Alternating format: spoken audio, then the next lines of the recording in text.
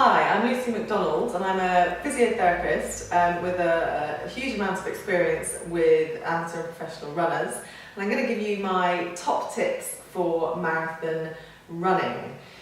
So starting at the top, I would say interval training is far more important than distance. A lot of people get very obsessed with the number of miles they have to do every weekend and the number of miles they have to do before they run the race. It's far more efficient to train with intervals than it is just plodding along for miles and miles on end.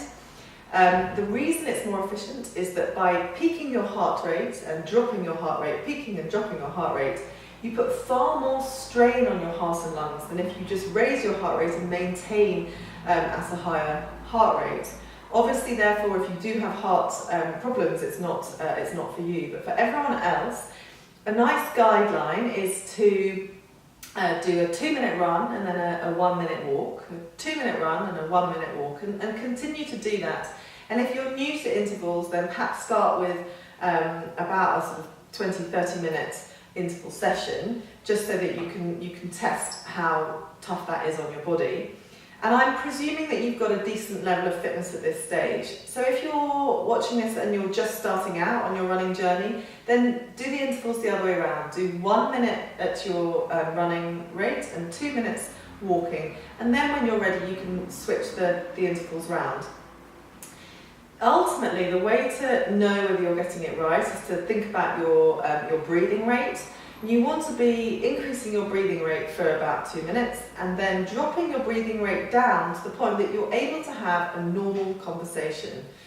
So if you're not able to have a normal conversation, spend a little bit longer walking until you get your breath back and then go back up again. So number 2, let's go with stretching. So it's a really common question that I often get asked. Stretching should never ever be done before or during exercise, running or anything else for that matter. Stretching should only be done at the end of your training session. The reason being is that if you hold your muscle in a long, elongated position for a long period of time, it slows the muscle down, it calms it down and puts it back into its resting state, which is the complete opposite of what you want to do when you're just about to go for a run. So what it can do, it's thought that not only does it give you no advantage to your training session, but it might also increase your chance of injury in that training session. So do all your static stretching at the end of your running. The most important thing to do before is warming up, so that's number 3. And warming up can very simply be done by starting with a nice walk and then increasing the speed of that walk, taking it into a jog and then taking it into the speed that you normally do your running. You want to be making sure that you're increasing your whole body temperature as well as taking your joints and your muscles through the ranges of motion that you're going to need for your actual training session. Number 4, and actually this should really be number 1 because I think it is the most important one, and that's rest and recovery. Rest and recovery needs to be the absolute bedrock of your training program. It's the number 1 reason that people end up coming to see me and my colleagues with injuries.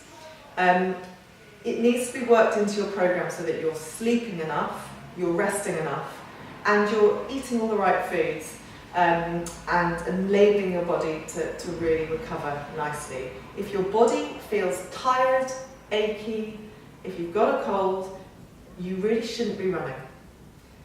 Take that time that you were going to use for doing your run, go and lie down on a bed, listen to some relaxing music or whatever it is you do to relax, and chill. So finally, my last one is to look at your body's biomechanics. There's a couple of little tips that I can give you to test to see if your body's working at its absolute best. The first one is to look at the position of your back and your pelvis, and this can help not only back pain but knee pain, both treating it and preventing it. So if you stand side on in the mirror and you look at the position of your pelvis, and you're going to do something that is a little bit odd. You're going to tuck your bottom in as far as you possibly can, and then you're going to stick your bottom out as far as you can. And then you're going to go 50% of the way between the two. And that's the position that you should be running in. It's also the position that you should be doing everything else in your life, sitting, standing, walking, whatever. But as we're talking about running, it's the position that you should be running in. So the pelvis should be in that nice neutral position, which gives you a nice little low back curve. And then, when you're running long distance, you should be slightly tipped forwards, not from your upper back, not from your spine, otherwise you'll get back and neck and shoulder pain, but from the hip joints, so the ball and socket joints of your hips. So you maintain that nice pelvic neutral and you tip forwards. Now, the great thing is that exercise, in a bit more detail, and a whole load of other really useful running advice and exercises are on our website, and they are completely free to use. So all you need to do is to put in your email address. Because we're chartered physios, even if we didn't have any ethics, we wouldn't be able to sell or use your email address for any other purposes, but we will send you an email just to get feedback on the videos. So we've got 87 videos there that you can access. We've got loads of free advice on running training, and you can always drop us an email. We are here to support you, so do drop us an email about your injury, and we can, even if you're nowhere near London, which is where we're based, we can send you advice on how to run the marathon injury free.